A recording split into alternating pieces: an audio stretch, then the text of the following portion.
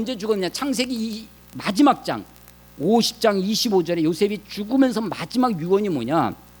이 50장 25절에 요셉이 또 이스라엘 자손에게 맹세시켜 자기 자손들에게 맹세를 시키는 거예요. 요셉이 지금 뭐냐? 총리입니다. 완전히 권세가 있어요. 그래서 자기 죽으면서 이스라엘 백성들에게 맹세를 시킨 거예요. 하나님이 반드시 너희를 돌보시리니 당신들은 여기서 내 해골을 메고 올라가겠다. 그렇게 맹세하라는 거예요. 요셉이 마지막 유언이 뭐냐면, 야, 내가 그동안 여기서 갖고 오는 이 터전, 이 애굽의 번영과 풍요, 내가 갖고 오는 이것을 너희가 잘 지키고 잘 살아라. 이것을 지키고 있다는 게 뭐예요? 보수한다는 거죠. 너희가 잘 지키고 잘 먹고 잘 살아, 이렇게 유언한 것이 아니라 하나님이 너희를 돌보실 것이다. 하나님이 너희를 반드시 가나안 땅, 약속의 땅으로 이끄실 것이다. 그때 나를, 내 뼈를 가져가라는 거예요. 그게 유언입니다. 그래서 창세기 마지막 이야기가 뭐냐면, 요셉이 110세의 죽음에, 몇 세에 죽었다고요? 여호수아가 몇 세에 죽었어요? 예, 똑같이 110세에 죽습니다. 나란히 붙어 있어요. 그런데 그때 마지막 단어가 뭐냐면, 그들이 애굽에서 요셉을 입관하였더라. 그걸로 끝나는 거예요. 입관. 여러분 장례식 따라가 보시면요, 사람이 죽으면 죽은 시신을 관에다 넣는 걸 입관이라고 합니다. 입관을 하면 그것을 가지고 장지, 그 묘지 가서 묻을 곳, 매장지로 옮기는 것을 운구한다고 그래요.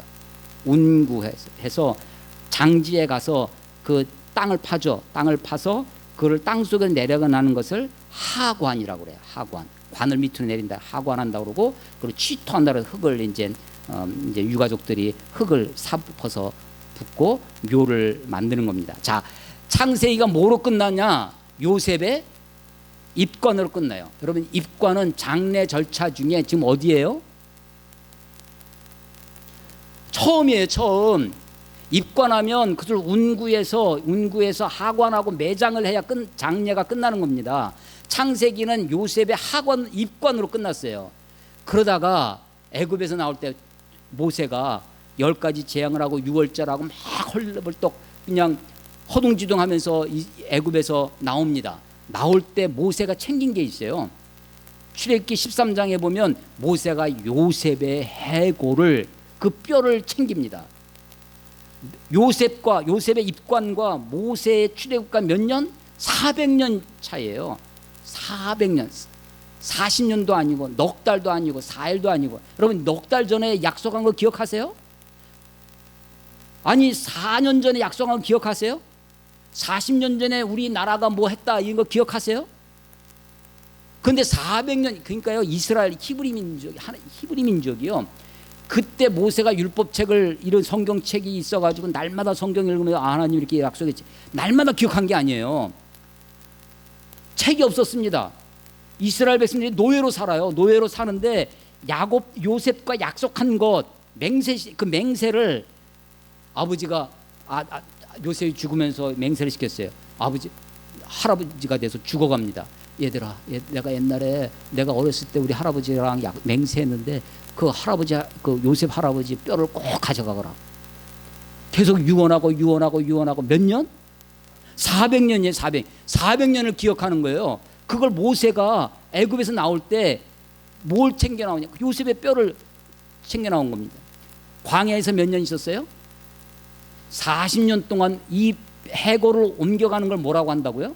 시신을 운구한 거예요. 40년. 입관한 지 몇 년? 400년. 운구한 지가 40년.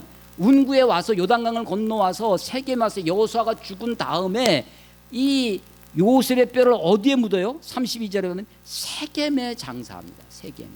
이걸 뭐라고 하냐면 하관하고 매장을 한 거예요. 그래서 근데 왜 이렇게 했냐?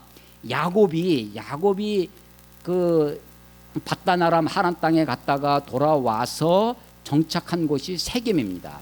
땅을 샀어요. 밭을 샀어. 야곱이 그 밭을 산 그곳에다가 매장지를 쓴 겁니다. 요셉의 장사가 두 번째 장사. 세 번째 33절 아론의 아들 엘르아살도 죽었어요. 분배할 때 여호수아와 더불어서 같이 했던 사람입니다. 그들이 그를 그의 아들 비누아스가 에브라임 산지에서 받은 산에 장사했다. 이 사람은 제사장이니까 아론 어느 지파예요? 레위 지파예요. 레위 지파는 기본적으로 받는 땅이 있어요, 없어요? 없어요. 여러 지파 중에 조금씩 받습니다.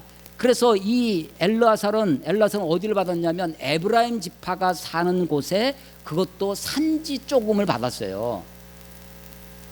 제사장이고 레위인이지만 어디 번듯한 곳에 좋은 곳이 아니라 그런데 거기에 장사를 지내는 것입니다. 세 가지 장사를 제가 세 죽음, 세 장사를 장사 지냈다는 것입니다. 여러분 400년의 하관하고 400년, 운구한 지 40년. 그래도 이들이 맺은 그 맹세를 잊지 않습니다. 아니요, 지금 이스라엘이 여호수아 앞에서 3번씩 하나님을 섬기겠다고 했는데 그 역사, 수많은 역사, 다윗 왕을 거쳐서 내려오는 동안에 그들이 배반하고 패역하고 불순종한 역사를 다 알고 있어요, 이 저자가. 그러니까 너희들은 완전히 나쁜 놈들이다, 너희들은 완전히, 그래서 내쳐버리는 것이 아니라 언약을 맺어요. 그리고 죽음을 이야기합니다. 장사를 얘기합니다. 죽음마저 신실합니다.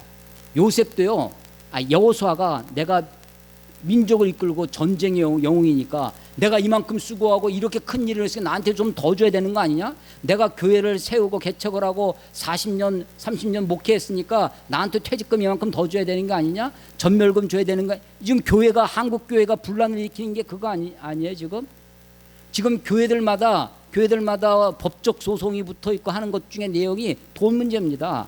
이 교회를 세운 사람, 교회에 대한 은공이 있으니까 이 사람들 이만큼 예우해 주는 게 당연한 것이 아니냐라고 해요. 여호수아가 만약에 그것을 주장했다면 어떻게 됐겠어요?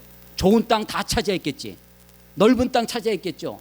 큰 땅 차지했겠지. 그런데 어떻게 했냐? 에브라임 산지 설명해야 겨우 아는 듣보잡 같은 땅을 지금 받아서 거기에 매장을 하는 거예요. 아니, 지금 대통령들이 다 저기 기록관 세웁니다. 살아있는 대통령, 아직도 현직에 있는 대통령이 자기 기록관 세운다고 서명했다는 거예요.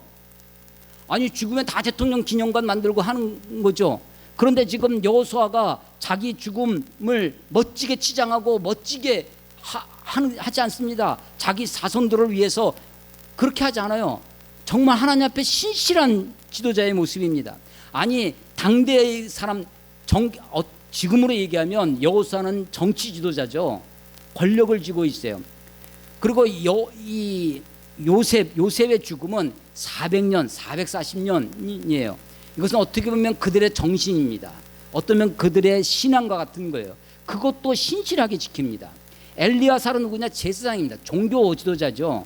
근데 이 사람도 그냥 죽으니까 남이 주는 에브라임 산지에 에브라임 지파가 있는 그들이 받은 땅, 그거 산 쪽에 장사하는 거예요.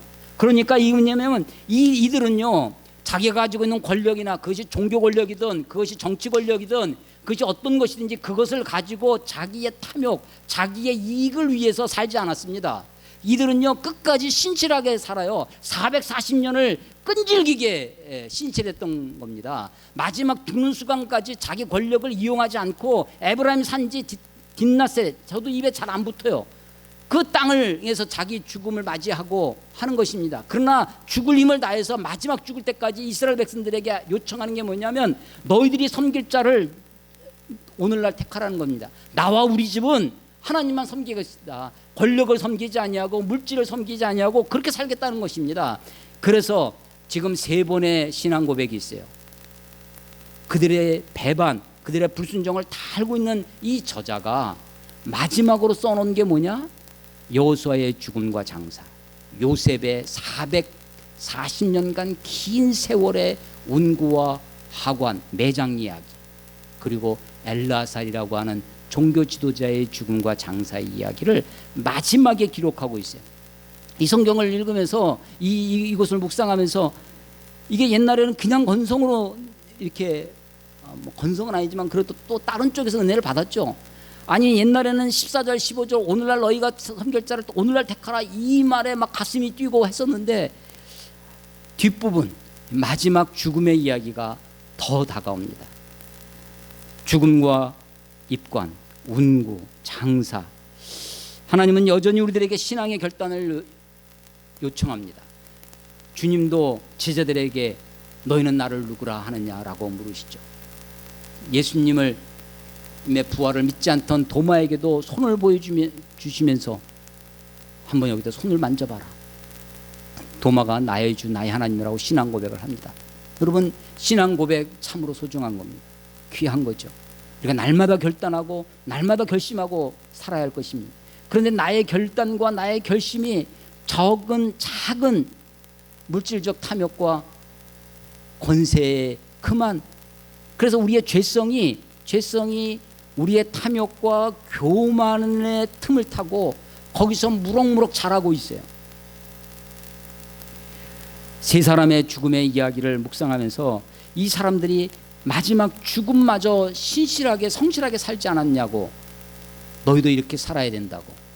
죽는 그 순간까지 너희 죽음의 뒷모습까지 아름다워야 된다고, 그렇게 이 저자가 우리들에게 말씀해 주는 것 같아서 다시 한번 이 말씀 앞에 옷깃을 여미게 됩니다. 하나님의 사랑이, 하나님의 신실하심, 하나님의 인내가, 하나님이 정말 참고 인내하십니다. 우리의 죄악의 임계점에 다다르기 전에 우리가 빨리 돌이켜서 주님을 앞에 돌아오고 주님을 섬기는 자, 여호와만 섬기는 자, 그런 삶을 살아야 할 것입니다. 우리가 하나님을 섬긴다고 할 때 어떻게 섬겨야 되겠습니까? 하나님을 섬기는 삶의 모습이 어때야 되겠습니까? 우리의 섬김이 어떻게 드러나야 되겠습니까? 날마다 주님 앞에 나의 섬김의 자세, 섬김의 스탠스가 어디를 점하고 있는지를 점검해 보시는 저와 여러분이 되시기를 주의 이름으로 축원합니다. 기도하겠습니다.